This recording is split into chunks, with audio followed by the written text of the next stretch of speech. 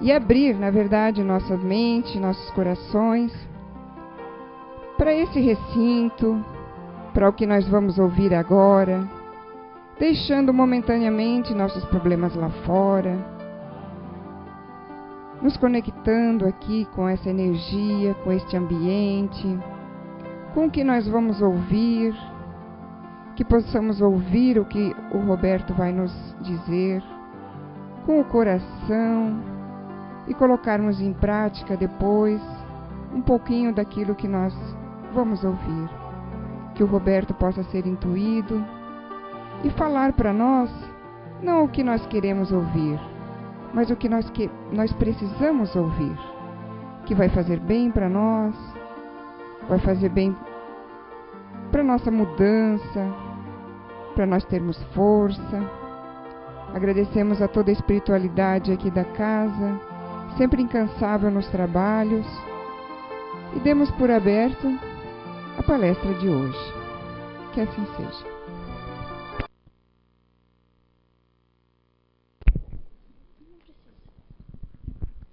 Qualidades da prece. Quando orardes, não vos assemelheis aos hipócritas que fingem orar, ao ficarem em pé nas sinagogas e nas esquinas das ruas para serem vistos pelos homens. Eu vos digo em verdade, eles já receberam sua recompensa. Mas quando quiserdes orar, entrai para o vosso quarto e com a porta fechada orai a vosso Pai em segredo, e vosso Pai, que vê o que se passa em segredo, vos dará a recompensa. Não faleis muito em vossas preces, como fazem os pagãos, que pensam que é pela quantidade de palavras que são entendidos. Não vos torneis semelhantes a eles, pois vosso Pai sabe do que tendes necessidade, mesmo antes de pedirdes a Ele. Quando vos apresentardes para orar, se tiverdes alguma coisa contra alguém, perdoai-lhe, a fim de que vosso Pai, que estás nos céus, perdoe também os vossos pecados. Se não lhe perdoardes vosso Pai, que está nos céus, também não perdoará os vossos. Boa tarde a todos. Sejam todos bem-vindos a CEIU, Recanto Saber. Boa tarde aos internautas, quem está nos assistindo. Bom, oração e vigilância. O tema, ele provém de uma passagem do Evangelho, onde consta lá, segundo Mateus, onde Jesus diz o seguinte: vigiai e orai para não cairdes em tentação, pois o espírito está pronto, mas a carne é fraca. Antes da gente começar a falar sobre a questão da oração e da vigilância, eu acho interessante nessa frase, onde Jesus, na segunda parte da sentença, coloca que o espírito está pronto, mas a carne é fraca. Muitos aqui já devem ter ouvido falar esse termo, né? A carne é fraca, principalmente para a gente justificar alguns desvios de conduta nosso, né? Seja beber demasiadamente, comer demais, só mais um chocolatinho, a carne é fraca, né? Então a gente usa isso como uma justificativa para os nossos excessos, né? E eu estudando para essa palestra, lendo essa frase, me ocorreu uma conclusão que é minha, tá?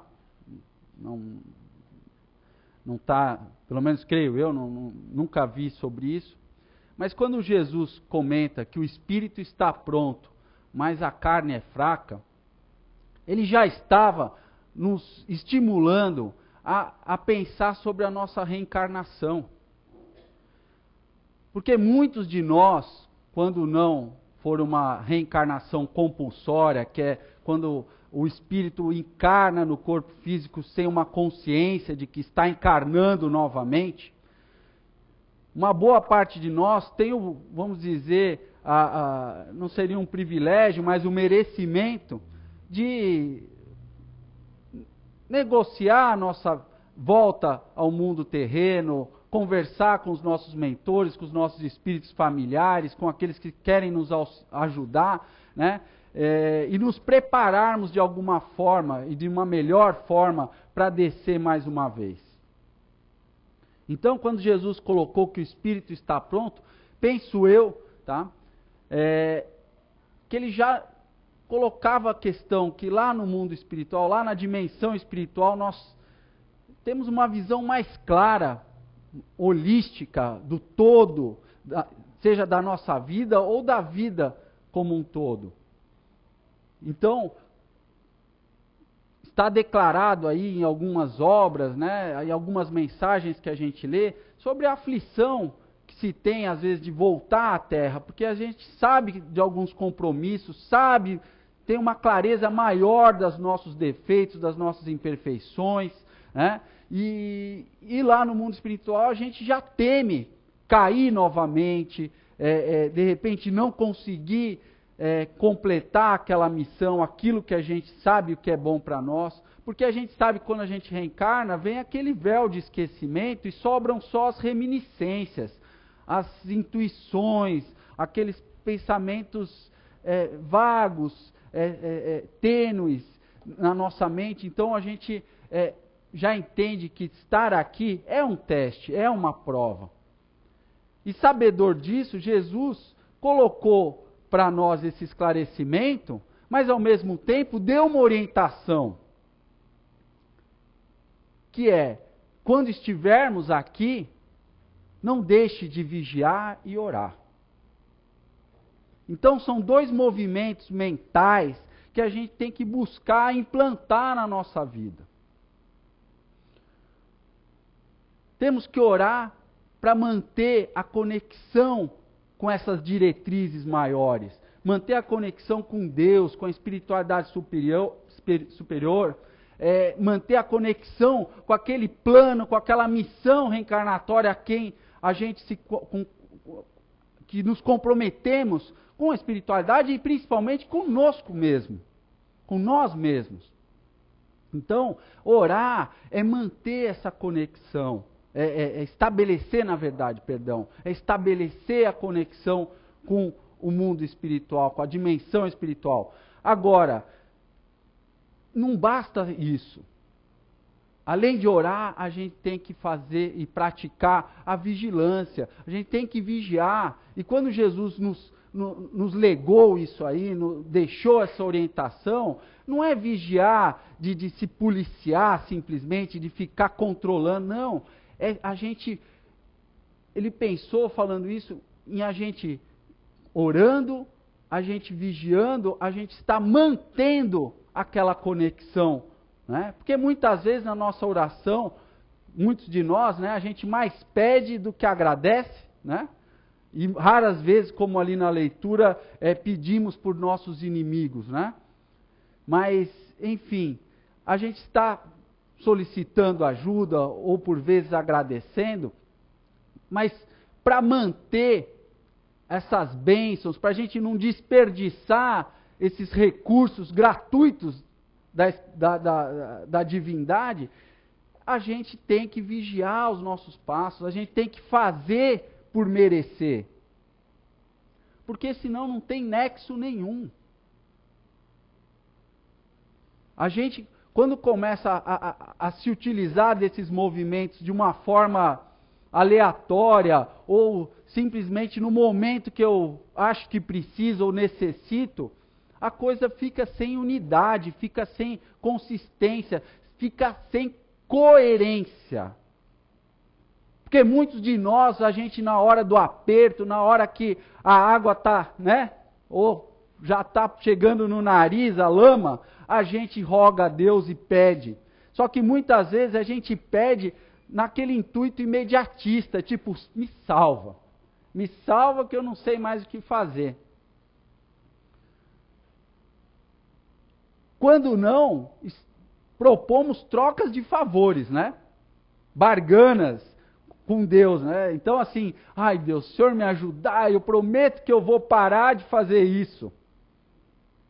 Isso é uma cascata, é um auto-engano, e é achar e julgar que Deus é bobo e burro, porque Ele está vendo.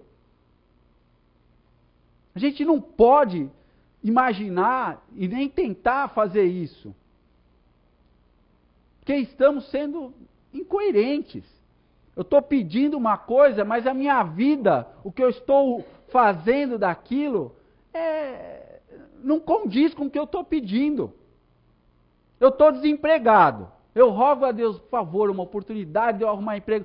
Mas eu não vou procurar emprego. Eu chego para alguém lá e falo, estou desempregado. Eu tenho um amigo que tem uma fábrica lá, uma empresa, uma loja, tem vaga lá, eu acho que fica legal para você. Ela fala, mas onde que é? É lá no Garcia. É muito longe. Muito longe, 2 ônibus para eu pegar.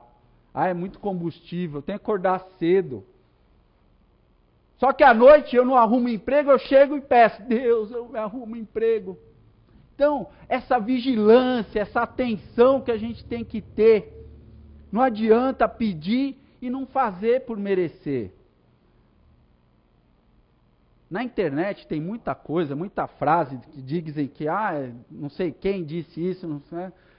Eu até ia falar, mas eu acho melhor não, eu acho legal o conceito disso aí.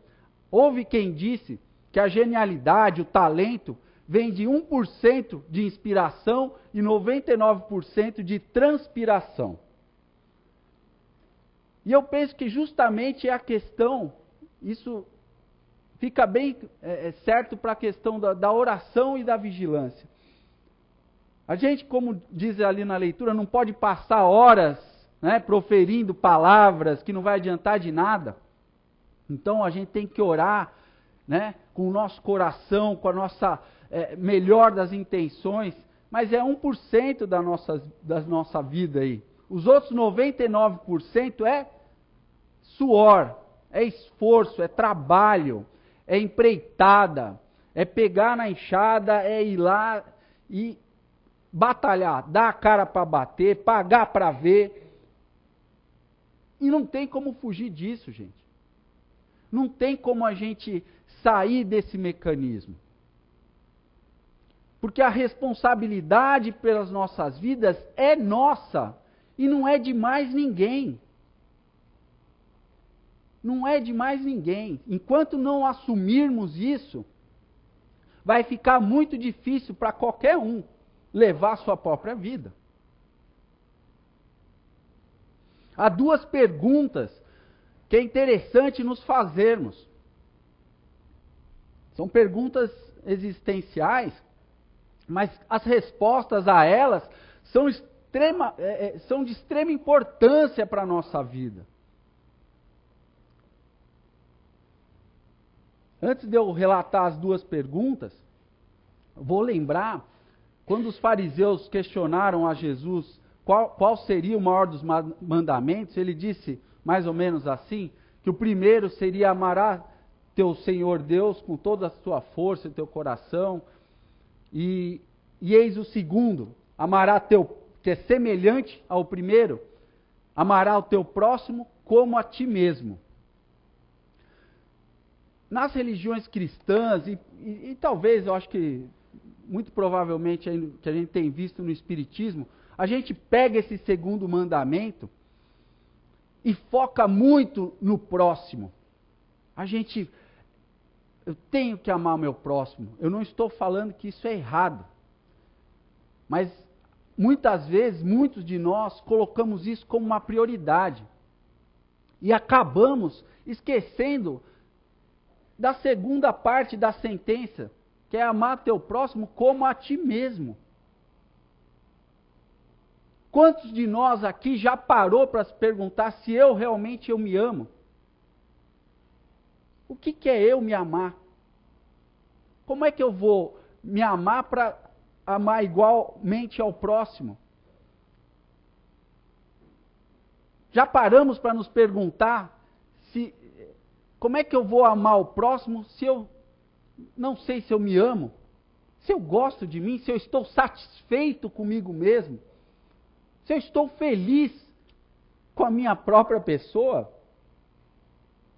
Alguns de nós aqui, se parar para pensar assim, vai falar, eu quero divórcio. Eu quero me separar de mim mesmo, que eu não aguento mais eu E eu sei lá o que eu faço comigo mesmo. É natural. Porque muitos de nós vivem mais para o exterior do que para o interior. As coisas que a gente busca fazer e trazer para o nosso mundo íntimo, às vezes colocamos mais peso nas coisas externas do que internas. A gente sente a inveja porque a gente se compara. O movimento ele é externo. Eu vejo a vida, o carro, a viagem da pessoa e trago para confrontar com a minha. Eu vejo o vizinho, ele trocou, ele comprou um carro zero. Puxa vida. Aí eu já penso assim, e eu? Né? E eu que eu não consigo? E a minha esposa, o meu marido, que não trabalha também, que não ajuda, que não constrói, também podíamos estar trocando, só que é só dívida. E aí a gente pode tomar 2 caminhos, ou 3, né? Que eu invejo e ainda quero que aquela pessoa derrube, tomara que aquele carro fure o pneu, o motor estoure. Eu posso me deprimir, falar, eu não sirvo para nada, eu sou incompetente, né? Ou posso pegar e falar, um dia eu vou ter um carro igual aquele. Acho que ainda tem a quarta, tem aquele que fala, eu vou ter um carro igual aquele e vou lá fazer por merecê-lo. Mas tem aquele que eu vou ter um carro igual aquele e não faz nada, né? E aí a depressão vem mais à frente, né? Tipo, eu pensei, deixei no inconsciente, no oxigênio, na atmosfera da minha vida aquele pensamento, um dia eu vou ter aquele carro, mas passou o tempo, eu não fui atrás daquilo. Isso é um exemplo material, tá? A gente pode pegar outras coisas.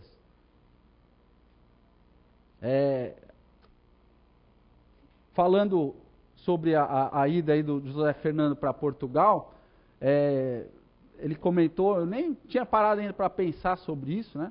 Mas o Divaldo Pereira Franco, esse homem ele tem 86 anos, pessoal. Está viajando de Portugal, ele ia terminar um congresso, ele ia vir para São Paulo, de São Paulo ia pegar um avião, ia para o interior de São Paulo, em Catanduva, de Catanduva ia para não sei aonde. Esse homem não para, vai dar palestra em casas lá na Turquia, não sei aonde, vai esse mundo inteiro, 86 anos. Eu com 40 já estou pensando em me aposentar para a vida, viu? Mas vendo esse exemplo, né? E que não é inveja, mas me comparando a ele, isso me estimula a falar, poxa, cara, por que... Não estou falando que eu vou sair dando palestra por aí, mas eu digo a vivacidade, a dinâmica, a questão, né? Tem muitas pessoas que já com 50, 60 anos já estão dentro de casa. Agora me aposentei, agora eu estou aqui, né? Já não quer fazer mais nada. Eu já fiz o que eu tinha que fazer. Já cozinhei muito, já cuidei de muita criança, já fiz isso, mas sempre é tempo. Para ainda mais nós espíritas, que sabemos que a vida continua. Então, se a vida continua, o espírito vai continuar. Então, se eu já estou me aposentando para essa vida terrena, imagina quando eu desencarno lá no mundo espiritual.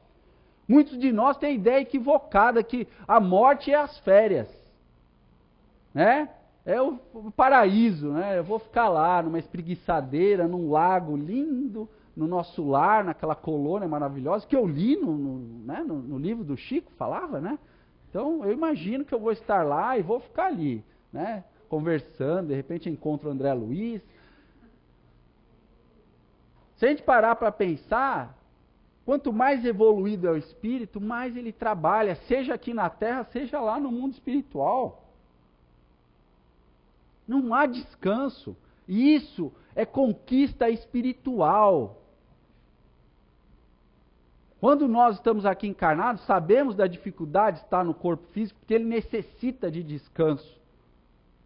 Mas o espírito, às vezes, que é empreendedor, que quer se melhorar, que tem essa vontade, essa gana de continuar, ele vai atrás. Então, voltando à questão da investigação sobre se eu me amo, se eu não me amo, se eu me aceito. Esse movimento é super importante. O autoamor é a gente buscar compreender, é buscar investigar e também com isso redirecionar a minha vida. Porque se eu quero bem para mim mesmo, eu vou começar a olhar o que é bom para mim. Se eu já vejo que fumar faz mal à saúde, eu já tenho que buscar força para me esforçar a parar de fumar. Se beber em excesso é ruim, eu também vou atrás disso. Se eu sei que o orgulho, a fofoca, a maledicência não é uma coisa que traz bons resultados para a minha vida, a pessoa que se ama, ela vai começar a querer o seu próprio bem. Não é verdade? Se eu amo alguém, eu quero o bem daquela pessoa, ou é o contrário? Então, se eu me amo, eu começo a pensar melhor sobre as minhas ações, o que eu estou sentindo, o porquê eu senti aquilo. E sem se reprimir, sem se deprimir com aquilo. Eu mesmo, quando criança,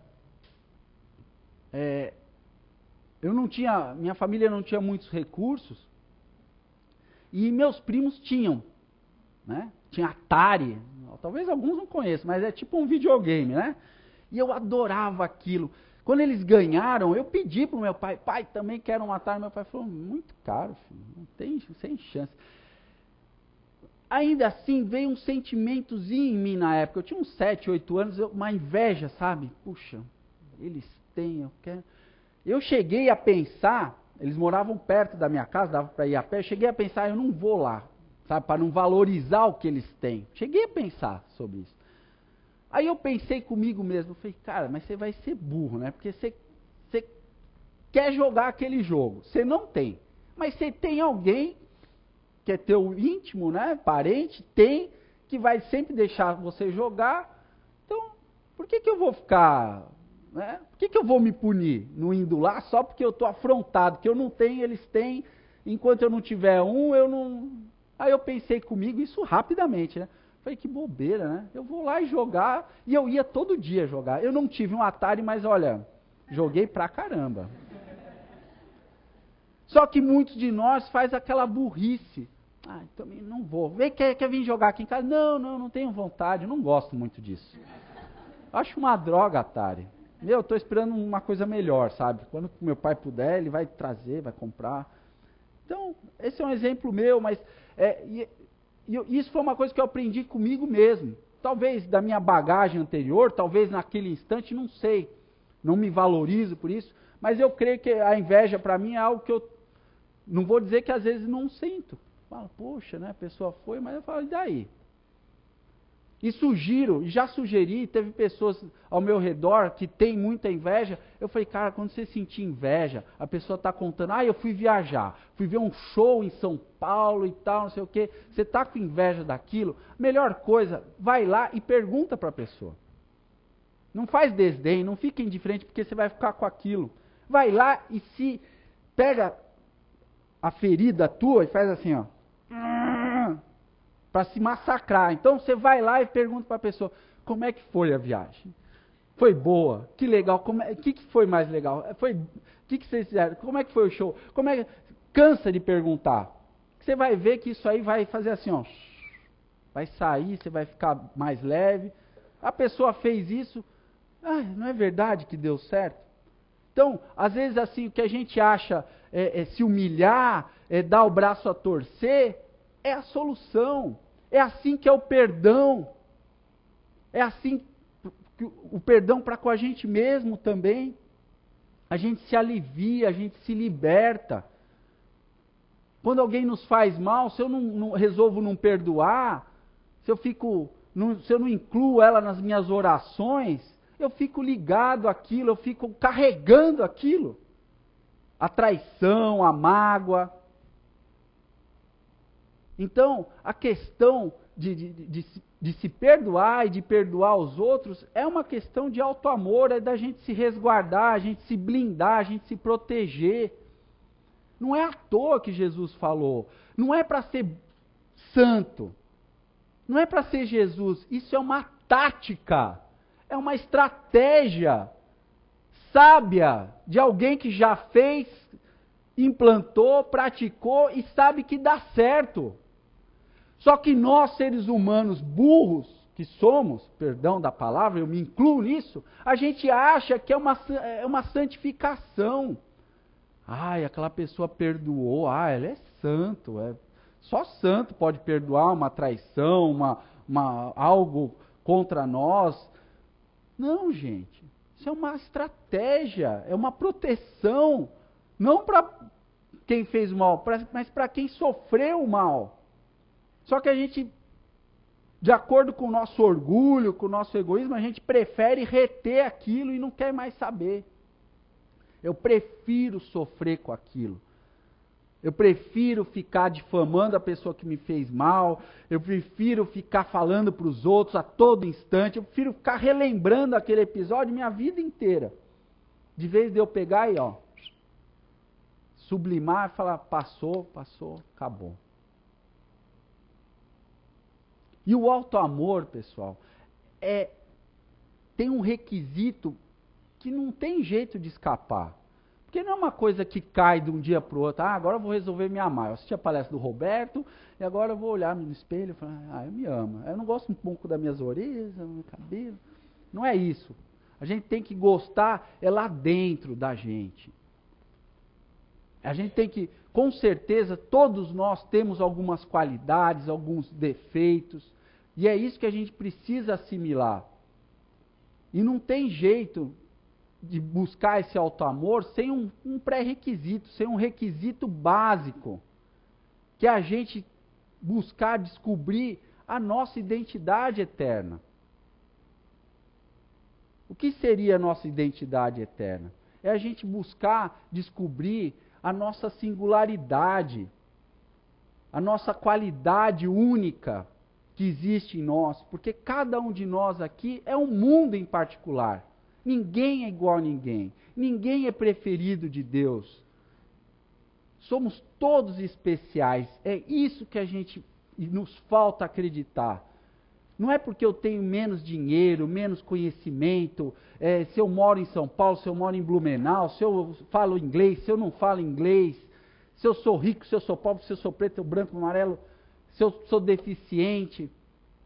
Enquanto não acreditarmos que cada um de nós é especial, que eu tenho o meu valor, que eu tenho a minha missão, que eu tenho os meus deveres, que eu posso também colaborar de alguma forma, vai sempre ficar difícil. A vida sempre vai ser um transtorno. Então, descobrir essa identidade eterna, que nada mais é que o nosso conjunto de aspectos morais, espirituais, e incluindo aí também aquele princípio que foi colocado no homem para o bem, que são as paixões, conforme está na questão 907, inclui tudo isso. A gente começar a querer descobrir essa identidade eterna vai trazer um caminho íntimo e vai ser traduzido nessa vigilância necessária. E nessa busca, é uma busca pessoal de cada um de nós. Muitos de nós preferem transferir a nossa vida, as decisões dela, as definições do que, como, quando, para outra pessoa. Não é à toa que muitas pessoas, eu vi lá em Curitiba, uma cartomante chegou a tirar 138 mil reais de uma pessoa, a economia de uma vida. Alguns de nós devem ficar pensando assim, como é que uma pessoa dá 138 mil reais? Não é difícil, gente. Basta eu querer colocar as decisões da minha vida na mão de outra pessoa. Isso é uma fragilidade, é uma fraqueza muito grande que a gente precisa consertar. Para a gente ter esse auto-amor, a gente precisa ter essa vontade de assumir a responsabilidade da nossa vida. Se a gente não buscar isso, a gente vai sempre estar colocando as decisões em instituições, em pessoas.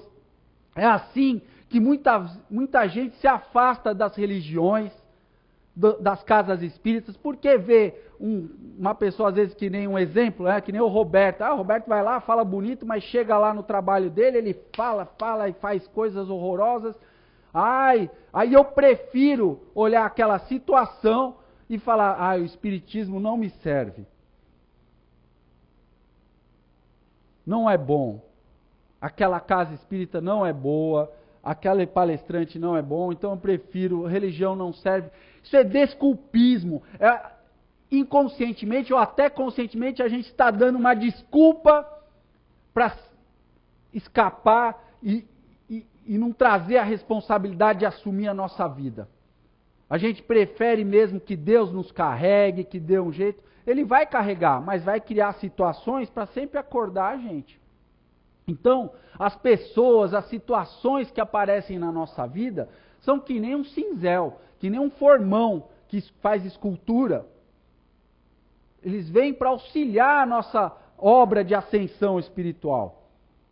Principalmente as situações difíceis e as pessoas difíceis, mas também as pessoas que nos amam e as situações também felizes. Tudo vem para servir como instrumento na obra da nossa vida. Porque quem é o escultor dessa obra somos nós. Não é o palestrante, não é o médium, não é a cartomante, não é seu pai, não é sua mãe, não é seu irmão, não é seu esposo, sua esposa, é você. É cada um de nós. E para auxiliar nessa obra, temos que responder à segunda questão. Qual a minha intenção perante a vida? E intenção, pessoal, é muito diferente de desejo. Não podemos nos deixar enganar. Porque a intenção é uma coisa da alma. O desejo é uma coisa do ego. A maior manifestação e ferramenta da intenção é a vontade. A manifestação do desejo é o interesse. A intenção verdadeira, a real, ela é eterna. Ela é uma diretriz. É um caminho. O desejo é uma coisa efêmera. É passageiro, é transitório. Às vezes é só nessa encarnação ou em algumas. Essa avaliação é que a gente tem que fazer. E para ajudar nessa avaliação é só em pensar assim, qual que é a intenção de Deus? Alguém sabe?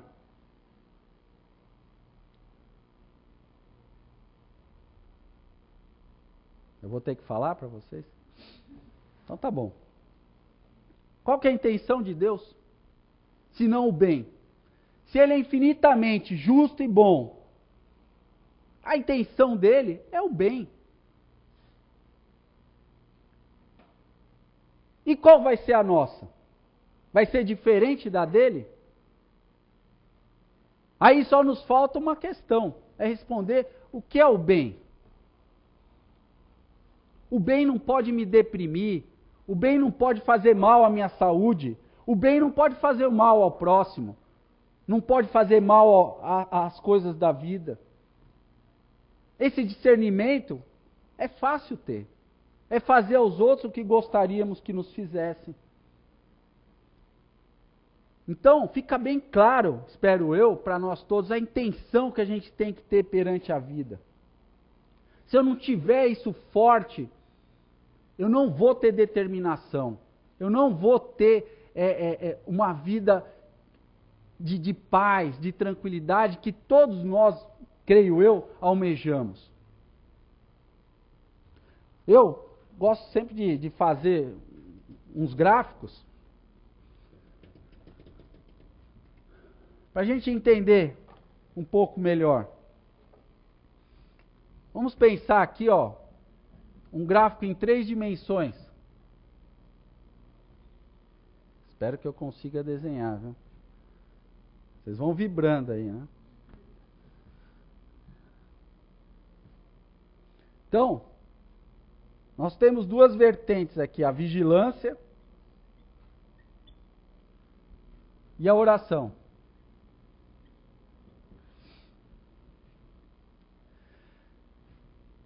esses dois movimentos são importantes na nossa vida. Esse aqui me conecta, esse aqui me mantém conectado. E esse aqui,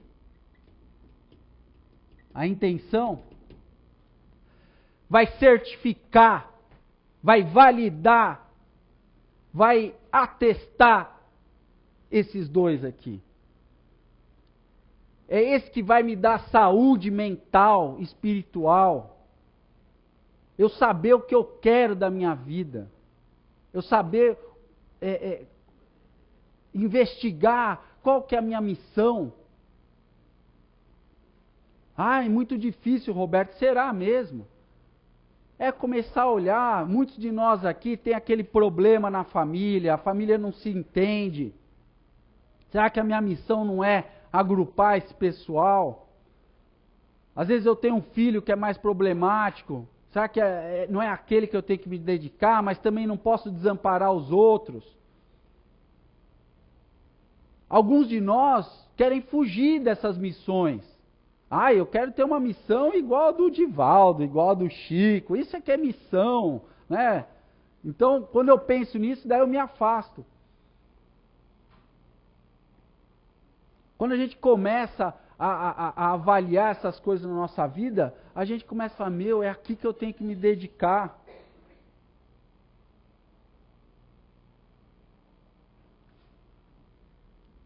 Então, quando eu tenho essa intenção, esse atestado, que vai certificar as minhas ações, sejam elas de oração e vigilância, eu vou criando um movimento espiral. Eu vou fazendo que tenha um cerne na minha vida. Essa intenção, ela traz esse cerne, ela traz essa centralização, essa coerência para a nossa vida. Eu quero bem para mim, eu quero bem para os outros, então eu vou fazer por isso. As minhas orações, as minhas ações, eu vou controlar minhas atitudes, meus pensamentos, meus sentimentos, para ir em direção a isso. Isso não quer dizer que a gente tenha que abdicar dos nossos prazeres materiais, das nossas vontades, dos nossos desejos, de ver uma TV, de sair, de viajar. A gente às vezes acha assim, a gente sempre quer uma coisa, ou é 880, ou eu viro santo ou eu não faço mais nada. Não é assim. Tudo na vida, se você tem essa intenção clara de vida, você traz equilíbrio. Uma hora você vai começar a ver que aquelas companhias, que aquelas conversas, já não é tanto que te agrada. Você vai se sentir sozinho, mas quem está sozinho nesse mundo, nesse universo? E os espíritos? E aqueles que estão lá para te ajudar e falar, filho, esse é o caminho. Talvez vamos nos sentir um pouco sozinhos. Mas e depois? Se a gente acredita na vida futura, na imortalidade da alma, e as colheitas que a gente vai fazer? Dos esforços, dos sacrifícios, das renúncias. Mas muitos de nós, quando não tem essa intenção, o andar da minha vida já é diferente. Eu vou orando, aí começo a vigiar. Aí eu falo, não, eu assisti a palestra do Roberto, agora eu tenho que ter uma intenção na vida. Ai, que bom, né? Tá começando aqui, olha só, cara. Aí aparece uma dificuldade, aí eu já começo a orar e já nem mais vigio, não faço por merecer. Aí eu vou tentando, o que eu faço agora, Deus? Aí eu fico aqui, e vai, e sobe, e desce. Aí eu dou um jeito de novo, né? Aí eu faço assim, aí vou para cá, aí vai. A intenção que a gente tem que ter para a nossa vida, essa que a gente tem que buscar. E muitos de nós ainda estão dormindo nesse ponto. Eu fico vivendo a vida, eu fico lá, eu estou bem, eu estou fazendo, eu estou lendo, eu estou entendendo, mas continuo fazendo as mesmas coisas que eu fazia antes, ou até novas. Estou lá cobiçando a mulher do outro, estou lá tarando todo mundo, estou lá pirando o cabeção, estou lá resolvendo voltar a beber. Agora eu vou voltar a beber. Eu fiquei 10 anos sem beber, agora eu vou voltar a beber. São as incoerências. Por que isso acontece? Porque eu ainda não alinhei a minha intenção de vida com as coisas que eu quero fazer. E aí, quando a gente não começa a entender ou rejeitar alguns aspectos morais, né, espirituais, começar a rejeitar ou não compreender a nossa identidade eterna, os conflitos vão começando a surgir na nossa vida. E o conflito nada mais é do que uma tormenta, uma perturbação para a alma que está sendo convocada a buscar novamente o caminho de transformação melhor para a sua vida. É só isso. As depressões, os conflitos, as aflições que a gente sente, nada mais é do que a nossa alma, a nossa identidade eterna nos conclamando a buscar resoluções para as nossas vidas. A gente sair do marasmo, da mesmice, da rotina que a gente vem levando. É só isso. É um movimento íntimo. Só que muitos de nós pegam esse conflito e falam: é culpa da minha vida, é culpa de Deus, é culpa do sogro, da sogra, do irmão, da mãe, da esposa, dos filhos. E aí a gente continua nesse vai e vem. Uma hora eu estou bem, outra hora eu estou mal, hoje eu estou bem, essa semana foi melhor, esse mês está pior. De manhã eu estava bem, à tarde eu estou mais ou menos, à noite eu estou de novo ruim. E aí, para a gente concluir, pensando, para que tudo isso, Roberto? É justamente para nos ajudar, para a gente adquirir paz.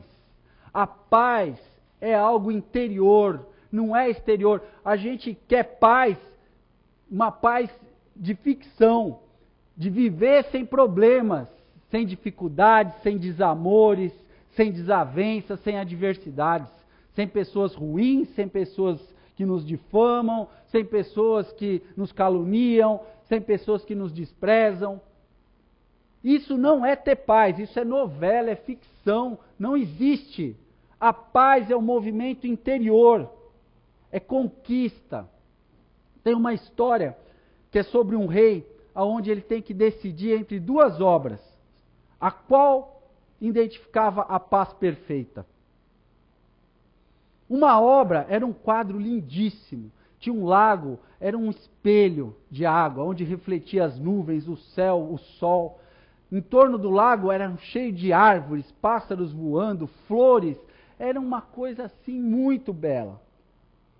A outra obra era uma montanha rochosa, o tempo cinza, trovejando, árvores secas, sem nenhuma planta, sem nenhuma flor. Uma cachoeira que era uma torrente de água enlameada. Era uma cena assim horrível. E no canto do quadro tinha um galho seco onde tinha um ninho e um pássaro chocando um ovo bem calminho, bem tranquilo. Todo mundo achando, poxa, o rei vai escolher aquele quadro, aquilo é a paz perfeita, né? E para espanto da galera geral, olhou ali e ele escolheu o quadro das montanhas rochosas, dos raios, dos trovões. E a justificativa dele foi muito clara. Aqui, eu olho, é fácil eu ter paz nesse lugar. Agora, olha aqui, nesse ambiente de intempérie, árido, seco, com esses raios, esses trovões, esse passarinho tranquilo, sereno. Para mim, isso é a paz que a gente tem que buscar. É diante das adversidades, dos conflitos, das intempéries da vida. Essa é a paz que a gente tem que buscar. Então, fica claro para nós que não adianta a gente querer que as coisas na vida mudem de uma hora para outra.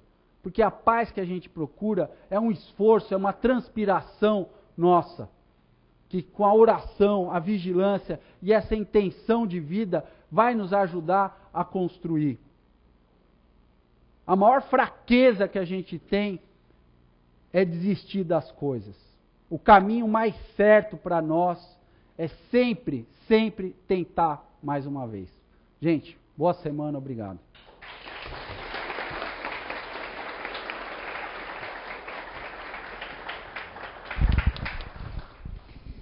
Obrigada, Roberto, pela excelente palestra e que nós possamos levar as palavras dele para casa e repensar, um pouquinho a nossa semana, a nossa vida, o que a gente quer, o que a gente não quer e qual é a nossa intenção, Só relembrando, então, pessoal, promoção, 3 livros da casa, quaisquer 3, vocês podem escolher por R$50. Como eu comentei antes, 15 de dezembro nós vamos ter psicografia e é o último dia de trabalho neste ano. A casa deve ficar fechada mais ou menos uns 30 dias. E as contas vão chegar de qualquer jeito. Então ajude-nos, ajudem vocês e ajudem a quem vocês vão dar o presente, tá? Vamos agora ouvir a oração final do Roberto e depois aguardar, mentalmente, também em silêncio, para a segunda parte dos trabalhos, que é o passe, Senhor, querido Pai, que possa nesse domingo, junto à espiritualidade amiga aqui presente, todos nós recebemos as inspirações necessárias para a nossa transformação moral, para a nossa transformação que nos levará a bons instrumentos na Tua obra, Pai. Que possa nos facultar as forças necessárias para vencermos as nossas más tendências, para conseguirmos aquele olhar para o interior da nossa alma, identificando as nossas forças, as nossas fraquezas, que possamos conseguir o ato de amar a nós mesmos, para assim conseguirmos amar o nosso próximo. Pois a Ti, Pai, já devemos muito o amor que Tu nos tem. Que possa, todos os dias, acordarmos nas manhãs, vendo que cada dia é um dia de construção, e mais uma oportunidade de progredirmos. Obrigado, Pai, por mais esse dia. Possamos todos ter uma boa semana, lembrando e levando, carreando daqui as palavras, a mensagem, as energias necessárias para esse progresso. Mais uma vez, obrigado, e é em Teu nome, em nome da espiritualidade, todos aqui presentes, damos por findada a palestra de hoje. Que assim seja. Pessoal, eu só esqueci de lembrar, quem tomou alguma coisa de bebida alcoólica hoje, por favor, daí não entraria na sala de passe, porque a nossa sala de passe é a mesma sala que nós vamos usar